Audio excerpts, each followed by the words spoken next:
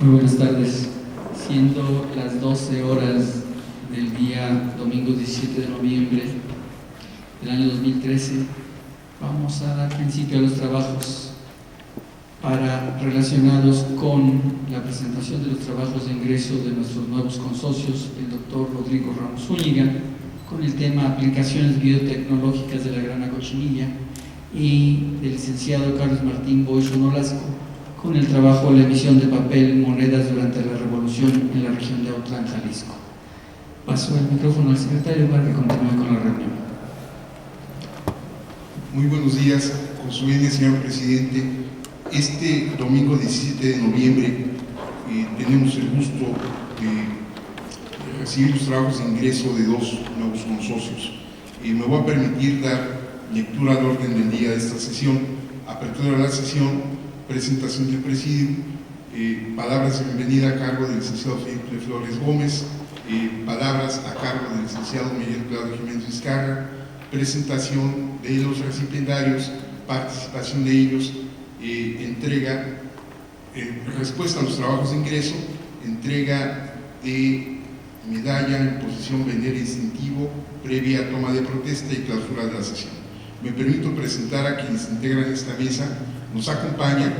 en representación del presidente municipal del Ayuntamiento de Autlán, Jalisco, el licenciado Felipe Flores Gómez, director de Educación Municipal.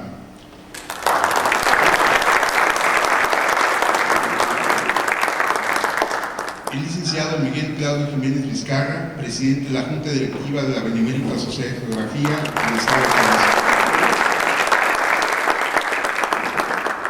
El maestro Alfredo Tomás Ortega Ojeda, rector del Centro Universitario Costa Sur de la Universidad de Guadalajara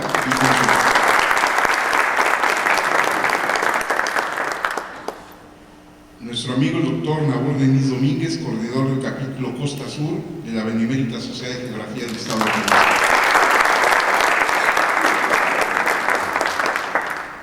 El licenciado Rodrigo Ramos Zúñiga, recipiendario, y el licenciado Carlos Martín Boix Nolasco. También nos acompaña el ingeniero Raúl López Velázquez.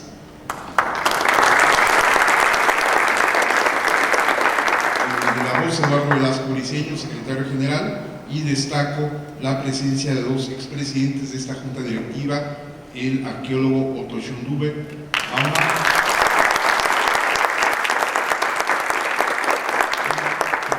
el doctor Juan Miguel Toscano García de Quevedo. Gracias. Ahora solicitamos al licenciado Felipe Flores Gómez, director de Educación del municipio, que nos dé palabras de bienvenida.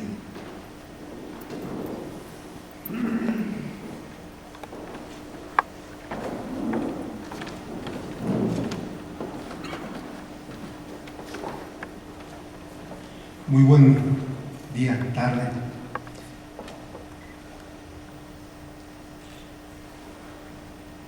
Licenciado Claudio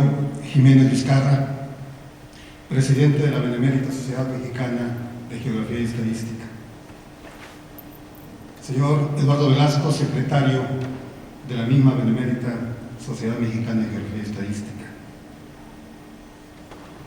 Estimado amigo, maestro Alfredo Ortega Ojeda, rector del Centro Universitario de la Costa Sur. Estimado doctor Nabor Denis Domínguez, coordinador del capítulo de la Costa Sur de la Benemérita Sociedad Mexicana de Geografía y Estadística. Demás personalidades integrantes de este presidio, estimados amigos, miembros de la Sociedad Mexicana de Geografía y Estadística, público en general, que el día de hoy nos hacen esta importantísima y distinguida visita a este municipio. Con la disculpa del licenciado Salvador Álvarez García, presidente municipal de Autlán de Navarro, y con la honrosa representación que me hace favor de darme, venimos con ustedes a saludarlos y a decirles que es muy satisfactorio el que se encuentren aquí en Autlán, en el marco de este 470 aniversario de la fundación de nuestra ciudad, tengo el honor de darles a todos ustedes la más cordial bienvenida a nombre del Ayuntamiento Constitucional de Autlán de Navarro a esta sesión de ingreso a la Benemérita Sociedad Mexicana de Geografía y Estadística. Para el Ayuntamiento de Autlán es un honor que la sociedad se encuentre en esta ciudad sesionando y haciendo acto de presencia. El ingreso de 4 autlenses, o si no lo son todos, al menos de esta región, que engalanan precisamente a la gente de acá, de este lugar, nos habla de que nuestra región ha sido un nicho fértil en la generación de talentos en distintos campos del conocimiento. Reconocer el trabajo académico, el trabajo de investigación y el desarrollo de distintos proyectos que enriquecen la vida social, cultural, artística y literaria, nos permite alentar la nobleza que encierra el cultivar, desarrollar y generar conocimiento en las diferentes disciplinas en la sociedad actual. Les deseamos que su estancia en esta bella ciudad sea placentera, que disfruten de la hospitalidad de nuestros hermanos autlenses y que no sea esta la última vez que los tengamos por aquí. Bienvenidos de corazón a todos ustedes por su presencia y que los trabajos que se presentaron el día de ayer y de hoy enriquezcan la vida cultural de nuestro estado y del país. Bienvenidos todos ustedes.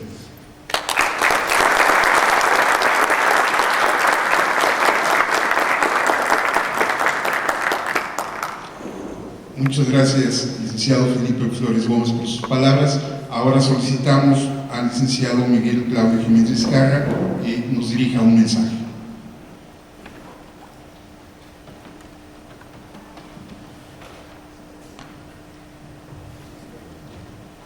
Muy buenas tardes. Señor licenciado Felipe Flores Gómez, representante del ciudadano presidente municipal de Autlán de Navarro. Maestro Tomás Ortega Ojeda, rector del Centro Universitario de la Costa Sur. Doctor Nabor Denis, coordinador del capítulo Costa Sur de la Benemérita Sociedad de Geografía y Estadística. Recipendarios que serán recipendarios, nuevos socios de esta tarde de nuestra Benemérita Sociedad, consocios y amigos todos que están aquí. La Benemérita Sociedad de Geografía y Estadística es una creación de uno de los prohombres más importantes de nuestro país, Valentín Gómez Farías. En 1833 decide la fundación del Instituto de Geografía y Estadística como un foco de cultura para toda la nación, más allá de cualquier creencia, más allá de cualquier confesionalismo o de cualquier partido. Un lugar en donde van a concretarse y concentrarse los más preclaros de los hombres mexicanos en la ciencia y la tecnología. Ahora,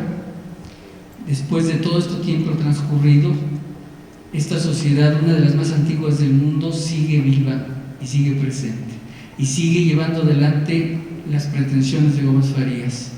la divulgación de la cultura en todos sus ámbitos para el beneficio de los mexicanos. Nosotros, de la corresponsalía de la Junta de Jalisco, vamos a cumplir este año 150 aniversario. Somos, junto con la matriz, una de las más antiguas del planeta divulgando la cultura. Y no somos solamente centrales, no solo solamente de la ciudad de Guadalajara, sino que estamos repartidos en capítulos según es el domicilio donde habitamos por todo el estado de Jalisco, pretendiendo llevar adelante eso que instituyó Valentín Gómez Farías, la divulgación de la cultura sin medida, sin limitaciones. Esperamos que todos ustedes, así como los nuevos recipendarios, participen con nosotros de eso que pretendemos, llevar el conocimiento y la cultura a cada uno de los rincones de nuestro estado. ¿Por qué? Porque eso va a traer tranquilidad, paz social, mejoramiento, crecimiento, que es algo muy importante para nosotros y es algo muy importante para el país y para todos nuestros jóvenes. Agradezco muchísimo al señor rector, de la Universidad del Centro del CUCSUR este recibimiento que nos ha hecho. Agradezco mucho que nos haya recibido en sus instalaciones y agradezco igualmente las atenciones recibidas por parte del Ayuntamiento con la representación que trae el licenciado Felipe Flores Gómez. Deseamos que toda la sociedad entienda que pretendemos llevar la cultura en términos de vinculación total para todos ustedes, que somos un apoyo y que somos unos amigos en donde, sin pretensiones de ninguna clase, bajo un principio de ética absoluta, vamos a cooperar con la sociedad para que nuestro país siga adelante. Muchas gracias.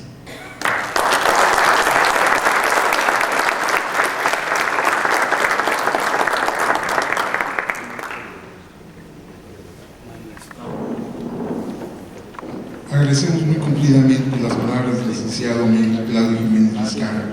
Ahora me voy a permitir dar lectura a un extracto curricular al primero de los recipiendarios que este día presentarán su trabajo de ingreso. Me refiero al doctor Rodrigo Ramos Zúñiga, de quien me voy a permitir leer un extracto curricular.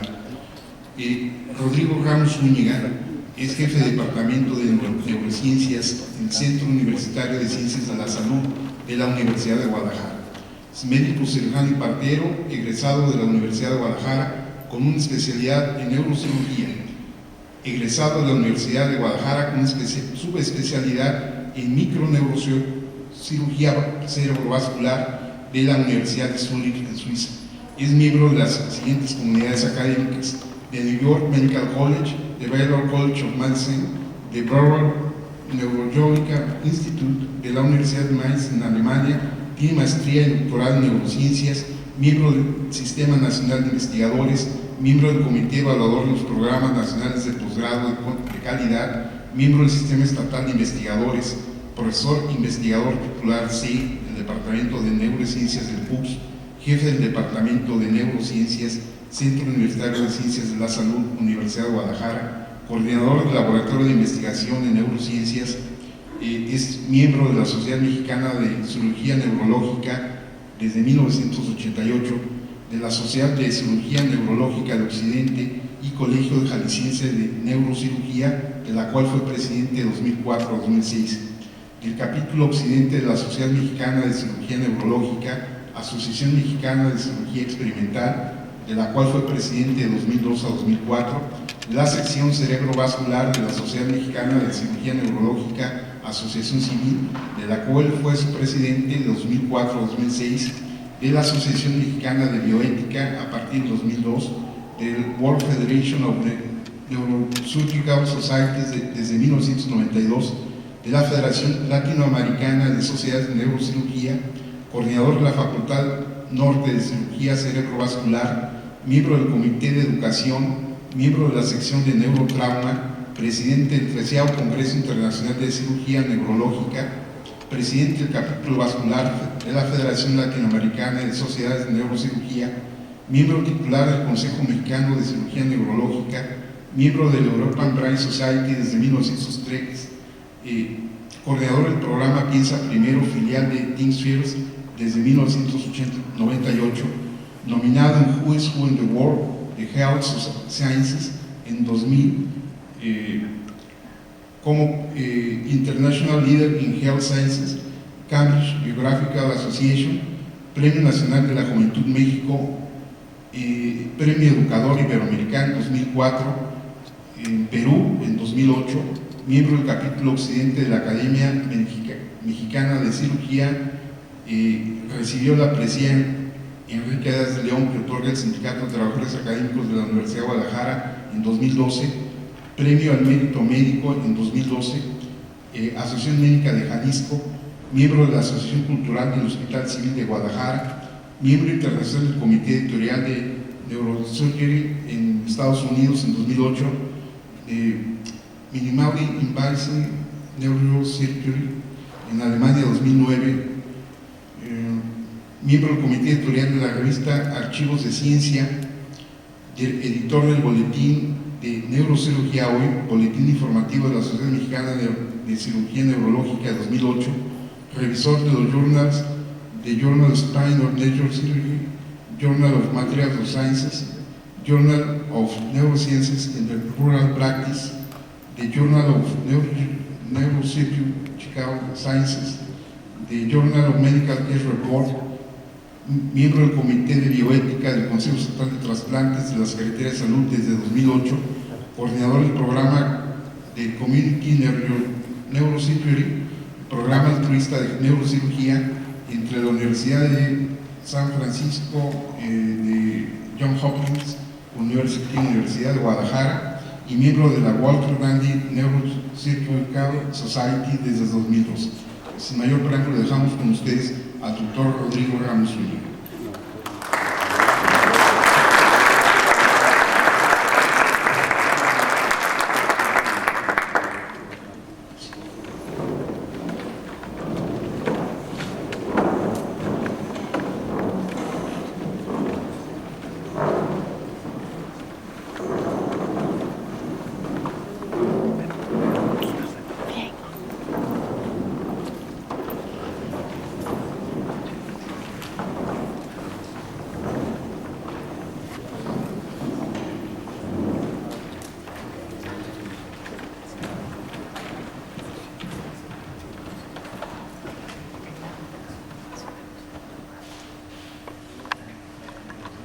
Muy buenas tardes tengan todos ustedes,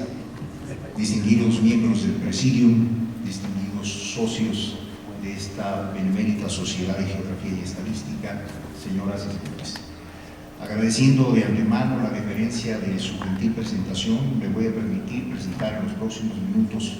compartir algo de la experiencia académica y de investigación que ha llevado en los últimos años a la idea de rescatar parte del patrimonio histórico de nuestra región, pero bajo una perspectiva científica, no solamente ya sustentada en la anécdota o en el romanticismo de la historia. Por ello, entonces, comparto con ustedes el escenario relacionado con la historia de la grana cochinilla en el occidente de México, en donde me referiré en las próximas presentaciones a los aspectos históricos básicos, la historia específica de Dactylopus locus costa, que es la grana cochinilla, y la perspectiva cultural y las potenciales aplicaciones biotecnológicas. No existen conflictos de interés en esta presentación. Uno de los primeros puntos a considerar es que la historia de los pueblos se construye en función a su acceso a la educación.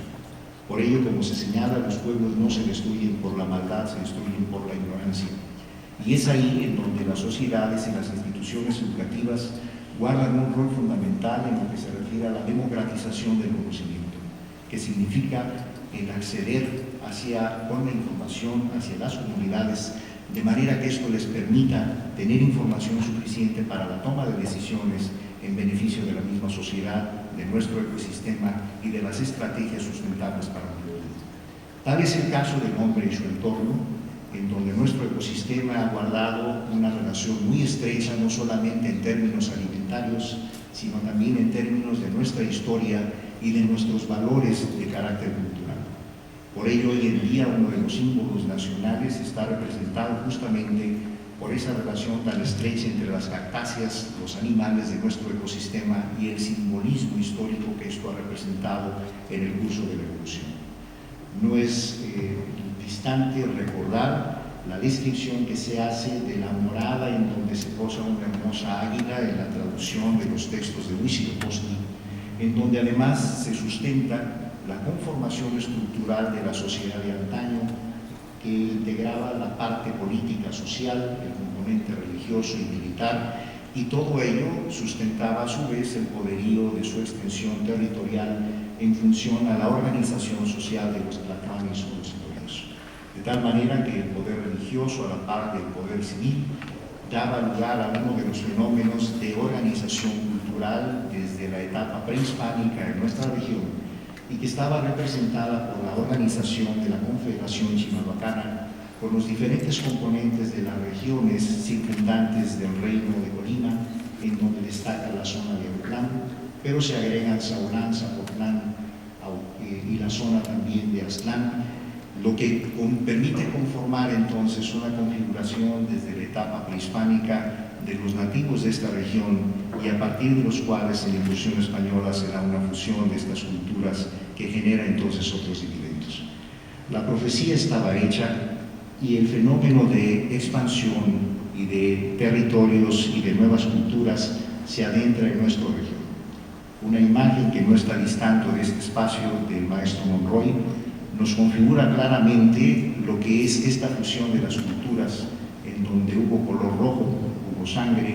y hubo elementos muy importantes que dieron lugar a las expresiones artísticas, en donde se configura ya por primera vez el tono grana, que nos liga también de forma muy estrecha a un insecto hemíptero endémico de esta región y de algunas otras de nuestro país, y en la cual entonces se identifican algunos componentes que se expresan culturalmente en lo que son muchas de las formas de manifestación artística: los textiles, la cerámica, los estudios que fueron hechos en la cuenca de Sayula por los distinguidos miembros de esta sociedad que lo cito, además de lo que es la zona de Milpa, que corresponde a la zona del Chante, o lo que es la cerámica descrita originalmente en esta zona de Autlán, permitieron entonces que el visitador Vargas en aquel tiempo identificara con claridad cuáles eran los elementos constitutivos de una de las primeras sociedades en esta zona del occidente del país. Cultivaban el maíz, el frijol, tenían pozos, y circunscribe mucho de esta zona hacia la parte sur del valle, entre lo que es la zona de Huacapán y Tecomatlán, en donde se inicia la cortina ecológica de la Sierra de Manatlán, que caracteriza entonces uno de los ecosistemas muy particulares en esta región. La influencia cultural y religiosa hizo su efecto. De esta manera entonces se fueron desarrollando otras comunidades de tipo social de forma bien organizada, y que si bien Alonso de Ábalos utilizó más la diplomacia para la zona de la cuenca de Sayula y la zona de Zapotlán, esta zona no fue tan sencilla de doblegar, y hubo una serie de incursiones en este mapa, como lo observamos: 1523 con la fundación de Tecomán, luego 1524 la incursión hacia el valle de Autlán y posteriormente hacia la zona de Compostela. Esto configura entonces ya uno de los primeros escenarios que fueron estudiados desde el punto de vista arqueológico por la profesora Kelly. Y de esta forma este es uno de los hallazgos en 1949 en la Universidad de Berkeley, con una fundación de la beca Guggenheim, en donde analiza algunos de los primeros vestigios de lo que fueron las zonas poblacionales en el Valle de Autlán. Situamos en lo que es la zona correspondiente a la izquierda los nichos como triángulos. En la parte de abajo, zona Huacapán, la zona del medio es la zona donde confluye el río o el arroyo de la Caja, y hacia la parte norte se identifica entonces los límites de una región entre Cihuatecuán, Ayutita, el Cerro del Murciélago, que hoy denominamos el Cerro de la Virgen o de la Capilla, que representan entonces algunos de los primeros núcleos poblacionales identificados en este estudio arqueológico. Como eran áreas de materiales perecederos, no existen vestigios de otro tipo, pero esto sustenta en gran parte la confluencia de estos arroyos en la parte central del valle, de donde surge la zanja, que es el nombre original en náhuatl de esta comunidad de Autlán, y que permite entonces identificar los contrastes con otro tipo de mapas, como este publicado en 1551, en donde destaca observar inmediato arriba de la zona de Autlán, todavía en la parte norte de este valle, justamente en donde confluye la Sierra de Cacoma con el Cerro de Cihuatecuán, una zona de Nochistlán que después desapareció. Es por ello entonces que esta zona de Nochistlán, como se ha generalizado en muchos otros sitios, en Oaxaca, Zacatecas y otros sitios del país, se refiere en términos náhuatl a lo que es centros de acopio de grana cochinilla o la sangre de nopal. De manera que en la parte norte de este valle existió también un Nochistlán, que lo hemos perdido, y que parte de esta tradición histórica es rescatar lo que tenemos como pasado o patrimonio cultural, de manera que las nuevas generaciones sepan por qué somos de Autlán de la Grana, en lo que es la influencia que esto tiene en su cultura. Posteriormente hubo otros elementos que incluyeron el desarrollo de núcleos poblacionales muy puntuales, tal es el caso de Villa de Purificación, uno de los centros más antiguos en su fundación en la zona suroeste de nuestro estado, y en donde se empieza con una organización social ya dictaminada por lo que eran las ordenanzas españolas. De manera que nos encontramos en una zona que confluye entre la cordillera neovolcánica, el Pacífico, lo que es la cordillera, a su vez la cortina de la Sierra de Manantlán y la Sierra Madre Occidental, en donde se configura un escenario de un ecosistema muy particular que fue estudiado también desde la perspectiva de las cactáceas, como el caso de la doctora Elia Bravo de la UNAM, que ha hecho uno de los estudios más importantes en el análisis de las cactáceas endémicas en México y la traducción que esto ha representado para lo que es no solamente los valores para el ecosistema, sino la influencia en la cultura, la religión, la sociedad, el arte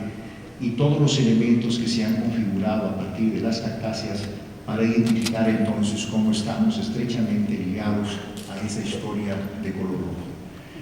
En el caso de los textiles, entra entonces a escena uno de los componentes relevantes que son los colorantes naturales. Y aquí es donde surgen el añil, muchos otros compuestos de tipo vegetal y de fibras, pero también surgen los de origen animal, hablando entonces de los moluscos o del púrpura panza en las diferentes costas del Pacífico y del Golfo, además del caso de la grana cochinilla, que por mucho tiempo pasó inadvertida porque no se identificaba su caracterización biológica y porque era un secreto bien resguardado por los indígenas en su tiempo. Por eso muchas veces se hablaba de que era un gusano o de que era un animal diferente y no un insecto como ahora lo conocemos, que era parte entonces de este enorme vacío que existía en la caracterización biológica y taxonómica del mismo. Llegamos entonces a identificar en la Cruz de Baliano ya el concepto de nostri, hablando entonces de un nopal que emanaba sangre en sus pencas, y se identifica entonces las características que le representaron un valor económico, religioso y social, y que de hecho, como veremos, llegó a ser uno de los compuestos o elementos propios del comercio, no solamente en la misma zona de América, sino de exportación hacia Europa. Como ustedes observan, los estudios de Clavijero describía ya entonces algunas de las primeras caracterizaciones biológicas del insecto y hablaba entonces del nopal de tinte. Además, le viene una enfermedad llamada chahuixtle nopal, de manera que eso de que ya nos cayó el chahuixtle no es un asunto tan novedoso, sino que tiene que ver con esta historia a propósito de incursiones no deseadas, en este caso para los cultivos de grana cochina. La expresión artística que tuvo y en la sociedad el color rojo fue avanzando más allá de las fronteras y adquirió un valor comercial. Había morrales con grana, había panes con grana que medían 4 dedos y eran un producto de exportación. Llegó a ser un producto tan importante después de los metales preciosos hacia Europa. Y es muy probable que la grana que era producida en la zona mixteca se trasladara hacia el Golfo, Veracruz y de ahí hacia el Nuevo Mundo, pero que en la ruta a las Filipinas, en donde guardó un rol muy importante la zona de Barra de Navidad, probablemente haya sido uno de los puntos de salida de la grana producida en esta región hacia la ruta asiática más que hacia la ruta europea. Por esta razón, es bien reconocido hoy algunos de los elementos biológicos de su taxonomía y incluso se llegó a empezar a describir algunas de las caracterizaciones del proceso de tensión. Había que hervirlo y daba su aliento purpurino, como se menciona en Rusticatio mexicana, de manera entonces que el rojo grana o lo más granado de la sociedad de Europa se vestía entonces con vestimentas teñidas con grana cochinilla como uno de los colorantes que daban tonos muy particulares. El arte trató de expresarse y se describió después las características entonces de este insecto, en donde en un ciclo de 90 días se reproducía la caracterización de su ciclo biológico y se incluyen los procesos de cultivo. Esta es una imagen plástica que identifica el macho alado y la hembra en su conformación globular, que es la que guarda el ácido carmínico como componente más importante para la tensión, y que bajo diferentes procesos de tipo muy primitivo, algunos de ellos, pero que de hecho guardan un sustento muy científico. La parte primaria del ácido carmínico podía combinarse con álcalis o con ácidos, simplemente combinarla con limón o con cal, modificaba entonces ya sus características de tinción y los colores secundarios que a partir de ello podían provenir, de manera entonces que llegó a ser un producto de tributo y que representó entonces en la zona de la Mixteca y en zonas como el Autlán de la Grana, uno de los elementos más importantes para lo que es la comercialización. Uno de los datos que caracterizan el nombre precedente de Autlán como tal, como Autlán de la Grana, se configura en esta descripción, en donde habla de que toma el apelativo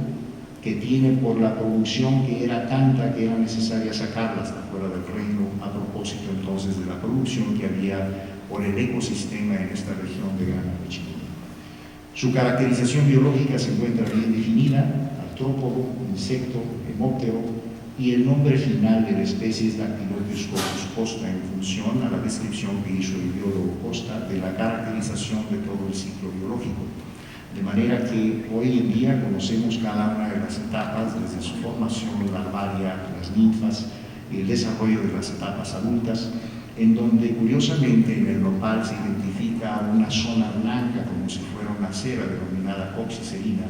que guarda relación con uno de los mitos indígenas en donde una guerra entre indígenas hermanos hubo sangre que se desparramó, lo decían, entre las pencas del nopal.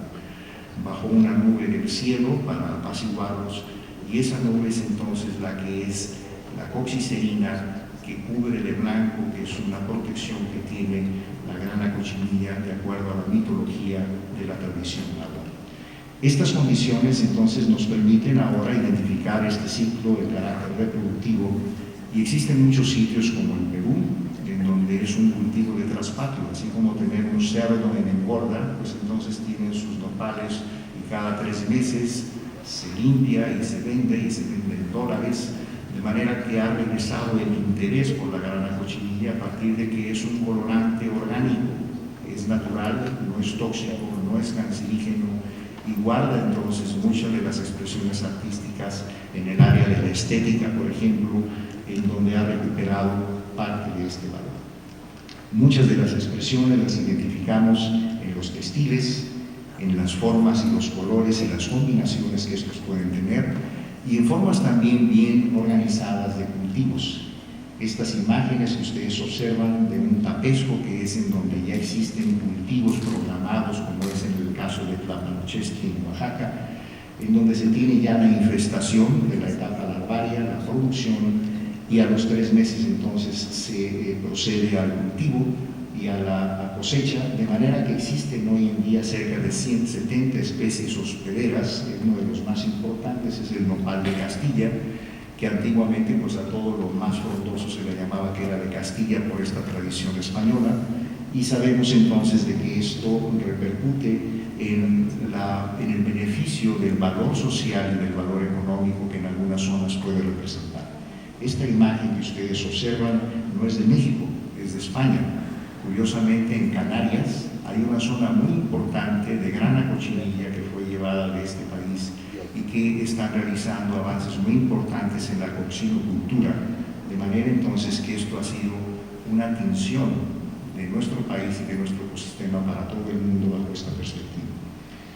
Hablando de la perspectiva a su vez biotecnológica, con el grupo de la Universidad Simón Bolívar, Tlapanochesqui en Oaxaca, hemos trabajado en una alianza estratégica más por la inspiración romántica de rescatar esta parte de la perspectiva de la historia de la grana, pero bajo una visión científica. Esto es lo que permitió entonces que se empezaran a analizar algunos de los elementos de la cascada bioquímica y de la conformación del ácido carmínico que ustedes observan ahí en su conformación química y estructural, las reacciones bioquímicas que genera y la posibilidad de interacción con una serie de procesos biológicos, de los cuales hasta la fecha derivan 3 elementos importantes. Uno de ellos es, con este grupo que está patentado, es la identificación de una reacción colorimétrica en corto plazo, 5 minutos, para detectar hongos en las piscinas de piscicultura y prevenir oportunamente que los peces no tengan esta infección que hace que se pierda totalmente el cultivo. Esta es una prueba rápida en donde se toma el muestreo y de forma colorimétrica se da la reacción, porque una de las reacciones de la grana cochinilla es que tiene interacción con los glucanos de la membrana de los hongos, y esto entonces es uno de los primeros avances que se han logrado. El segundo paso es que dimos esta aplicación para un muestreo en hospitales de alto tráfico en donde existe la posibilidad de que existan infecciones por hongos que afectan al ser humano, y el muestreo que se hace en diferentes zonas, aires acondicionados, tubos en terapia intensiva, sitios donde hay humedad y hay riesgo de contaminación de hongos para el ser humano, fue altamente sensible para detectarlos. Obviamente las pruebas fueron negativas comparadas con los controles que resultaron positivas, lo que entonces en este momento está en proceso de publicación en una publicación mundial de enfermedades infecciosas, la posibilidad de que se pueda generar una prueba a partir de la grana cochinilla para detectar oportunamente si hay riesgos de hongos en el medio hospitalario que pudieran representar un riesgo a la salud de los individuos que se encuentran en los hospitales. Y esta es una de las últimas novedades, que es mucho más reciente, que es la primera vez que la presento en público, es que en mi área, uno de los retos más importantes en la visión microscópica a nivel del cerebro ha sido identificar las estructuras celulares. Si ustedes recuerdan, un español, Santiago Ramón y Cajal, que compartió el Nobel con Camilo Borghi en 1906, uno de sus hallazgos más importantes es que a partir de las impregnaciones argénticas o derivadas de la plata, fue como lograron entonces, junto con el microscopio, observar que el cerebro no era una masa inerte, sino que eran millones de células. Fue cuando nos adentramos a lo que llamamos la teoría neuronal. A partir de ello, de hecho, don Santiago Ramón y Cajal hablaba ante sus comités administrativos y les decía, para ver el cerebro se necesita plata. Y lo decía con un doble fin, hablando de los presupuestos, pero también lo utilizaba muy bien en esa semántica por las impregnaciones argénticas. Esto que están viendo ustedes es la tensión de los núcleos de las neuronas con grana cochinilla, que no hay ninguna descripción hasta este momento. Y esto es la visión microscópica en donde identificamos el citoplasma, el núcleo bien teñido, con grana cochinilla sola. Esto lo que nos orienta es que hay una alta afinidad de las características del ácido carmínico producido por la grana cochinilla por la membrana celular, y particularmente por lo que son las proteínas y los lípidos de algunas membranas celulares, que permiten entonces visualizar en el espacio microscópico las características de esta tensión. Y no solamente en el cerebro humano normal, sino que también en el caso de tumores. A la izquierda, un tumor del cerebro que se denomina oligodendroglioma, con las tensiones tradicionales, y a la derecha la mayor evidencia que tenemos de la impregnación y caracterización de los núcleos de estas células, en el caso de las células que se llaman oligodendrocitos, que están teñidas con una combinación particular de grana del ácido carmínico obtenido de la grana cochinilla. De manera que esto nos ha abierto como una perspectiva muy interesante aplicada a las neurociencias de cómo un pigmento de origen natural, de un insecto endémico de nuestra región, puede tener aplicaciones biotecnológicas y que se configura incluso en este último ejemplo de uno de los tumores. Este es un cáncer del cerebro. A la izquierda se observa la tensión tradicional y a la derecha la combinación teñida con grana cochinilla, que nos permite identificar no solamente las células cancerosas, sino la conformación y los fascículos, las formas, lo hablo en términos simples, las formas anormales de las células que han adquirido al tener una transformación de ser células normales a células cancerosas. Para terminar, cito dos ejemplos puntuales de la influencia que tiene esta información y el impacto en la salud y en lo que son la toma de decisiones en la sociedad. Cuando investigamos, tomamos datos de la realidad y los convertimos en datos formales a través de un proceso de sistematización de la información, lo publicamos, lo divulgamos y lo transformamos en conocimiento científico a través de un proceso sistemático en donde incurre el método científico. Pero algo que nos hace mucha falta enlazar es cómo ese conocimiento vuelve a regresar a la realidad para transformarlo. En las instituciones de educación y en muchas sociedades nos hemos quedado cortos, porque pensamos que con solo divulgarlo va a ser suficiente, y es ahí entonces en donde una buena cantidad de la información tiene que ser útil para tomar decisiones para la sociedad. Esto es lo que denominamos la gestión y la transferencia del conocimiento, y dígase más allá la transferencia tecnológica. De manera que la información, por más valor científico que tenga, si no transforma la realidad, no nos sirve como país. Y es importante entonces establecer modelos lineales que permitan que a partir de la realidad se identifiquen cuáles son las necesidades en las que tenemos que investigar, cuáles son los problemas que tenemos que resolver, seguir con la investigación básica que tiene su valor científico, la investigación aplicada, pero además irnos hacia la gestión y la transferencia del conocimiento, que es lo que le da el valor agregado a esta información y permite entonces que las sociedades y las instituciones educativas incurran en un proceso más allá de las aulas, que es el transformar la realidad en esta vía de retorno. Por esa razón, hablamos entonces de la parte que involucra la educación, que transforma el conocimiento, las instituciones académicas, y el rol de las sociedades científicas es justamente participar en la democratización del conocimiento, hacerlo accesible a toda la comunidad y a toda la población. Esto no solo es de los científicos, es el valor social del conocimiento. Y esta parte finalmente es lo que nos va a permitir que la sensibilidad social y el contexto, de acuerdo a las condiciones ambientales, sea lo que finalmente permita aplicar toda esta información. Este es Einstein, cuando estuvo un tiempo en Berkeley, sentado cerca de los cactus, y nos habla entonces de una serie de elementos históricos, escritos, científicos, que ya decía Pedro Garfias en un reconocimiento y gratitud, no solamente a cuando fue el periodo del exilio español, sino por el precedente de lo que fue la conquista, en donde finalmente este país, con su riqueza y tradición histórica, vuelve a conquistar a los demás. Y esto permite entonces, a propósito de una imagen de Siqueiros, en donde detiene el caballo bruscamente para detener a su vez el conflicto armado. Es decir, tenemos que detener un conflicto armado y avanzar en un proceso educativo en donde el conocimiento transforme a la sociedad y permite entonces que en roles como el que tiene esta benemérita sociedad, pues se puede entonces llegar a estas conclusiones. Tenemos un legado histórico de valor prehispánico, hay una estrecha relación entre nuestros símbolos y la historia de nuestro país. La Grana Cochinilla tiene un rol fundamental en la historia cultural y social de este pueblo. Es una historia que trasciende fronteras y finalmente todos llevamos algo de sangre en las venas y tenemos el compromiso de transmitirlo de forma sustentable a las nuevas generaciones, de manera entonces que los niños aprenden más que lo que les decimos, aprenden lo que observan. Y este sigue siendo la escuela más importante de la vida. Les agradezco mucho el favor de su atención. Buenas tardes a todas y a todos. Con el permiso de mi presidente Claudio Jiménez Vizcarra, con atención al doctor Nabor Denis Gutiérrez, con atención al licenciado Felipe Flores Gómez y al doctor Alfredo Ortega, quiero decirles, doctor Denis, que acaba de hacer una gran elección. El ingreso del médico Rodríguez Ramos Zúñiga es un ingreso por la puerta grande del conocimiento, la sistematización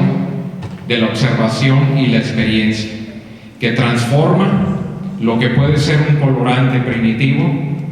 en una sustancia que puede servir para salvar muchas vidas a través del conocimiento médico. Qué importante es que esta benemérita Sociedad de Geografía y Estadística, que el año próximo va a cumplir 150 años, se nutra de sangre joven, así parafraseando un poco con la sangre de nopal. Aquí es la sangre del conocimiento que nutre nuestras vigorosas venas y nuestro corazón tan grande, que es este baluarte de la cultura de México, que Valentín Gómez Farías puso una premisa a nivel mundial y que todavía está vigente y corre briosamente esa sangre cuando ingresan personas como el doctor. La primera vez que tuve contacto yo con la grana fue en el corral de mi abuelo. Él cultivaba precisamente ciertos nopales para verdura, y de repente una vez observé que tenía ese algodoncito y le pregunté a mi abuelo: ¿qué es ese algodoncito que le sale a la hoja, al tallo del nopal. No me dijo nada. Agarró el pedazo de cochinita, el insecto, este himenóptero, y me lo embarró en la cara y en las manos. Y me dice, ¿cómo ves? Dice, es sangre. Ah, caray. Y me duró como 3 días el color. La segunda vez que tuve contacto con este insecto,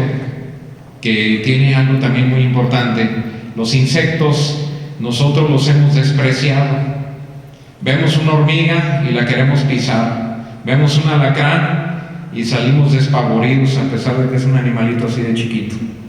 Le tenemos un miedo espantoso y un asco a los insectos, cuando una similitud de cultura es todos aquellos pueblos que han logrado observar a los insectos. Los insectos son los animales que dominan al mundo, no somos nosotros los humanos. El animal más presente y ubicuo en todo el mundo es el insecto. 1,5 millones de estos integrantes se encuentran en el mundo, y todavía podemos llegar hasta 10 millones. Y quizá el insecto con el que más se divirtió, si pudiéramos decir que Dios le gustaba crear y tenía juguetes, ya ve, y que se divirtió con los escarabajos. Los escarabajos son los insectos que más formas y diferentes colores tienen. Y fíjense, una de las grandes características de este insecto, que no es un escarabajo, es que tiene color, que da color. La ausencia de color, ¿qué es? La oscuridad, la ausencia de la luz. Y el que un insecto como este, tan entre comillas insignificante, de esa coloración púrpura, esa coloración rojo, nos habla de que es capaz de capturar la luz y que es capaz de transmitir la luz, que al final de cuentas la luz son fotones. Entonces, el que nosotros podamos tener es la primicia del día de hoy del doctor, del experimento que hace con células cerebrales, en las que esa iluminación, coloración, transmisión de fotones al cerebro a través de la grana cochinilla es una relación de gran trascendencia en relación a la luz, al insecto y a nuestro cerebro. Es impresionante este experimento, y un experimento que quizá nació en la curiosidad de nuestro hoy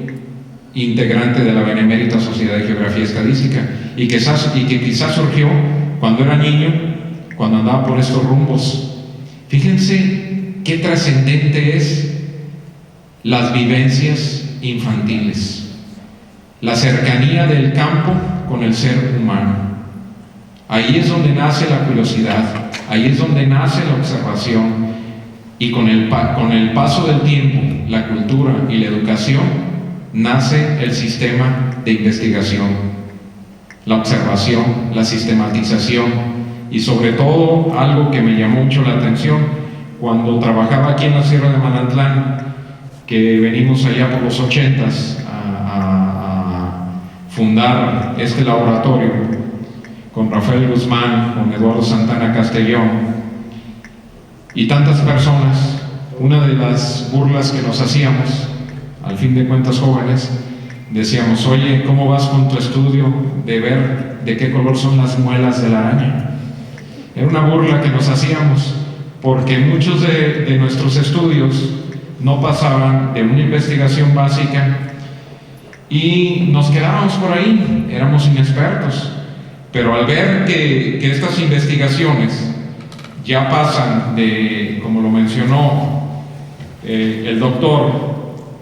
de que pasen de una investigación básica a una investigación aplicada y sobre todo a la gestión y la transferencia del conocimiento, ahí ya la estamos haciendo. Ahí ya el tiempo, el dinero que es escaso y que se invierte en investigación se convierte en una realidad, como ayer se decía, como quien contestó una de las ponencias decía, hay que ir al pueblo, hay que ir a las raíces, hay que transformar algo que es más feo que todo lo feo, la pobreza cultural y la pobreza económica. Si nosotros no nos vamos hacia allá, desde que empezamos, todo el dinero invertido en nuestra formación es un dinero tirado. Por lo tanto, yo agradezco muchísimo y celebro muchísimo su ingreso. Creo que nos nutrimos de muy buena sangre el día de hoy, de muy buen color, y sepa usted que la Benemérita tiene un gran prestigio, un prestigio que se ha ganado, que se sembró, que se cultivó y que se sigue generando a través de personas que ingresan como el que ahorita nos referimos. Enhorabuena a esta sociedad. Doctor Denis, qué buen ojo tuvo. Encárguese por favor de que esté siempre pegadito a nosotros, quien ingresa el día de hoy. Creo que eso es lo que verdaderamente nutre a la sociedad, no que exista un ingreso y que después pareciera que hubiera una fuga, porque a veces no regresa o poco es su presencia. No es que tengan la obligación de participar, es que les nazca el entrar, participar y engrandecer. Muchas gracias.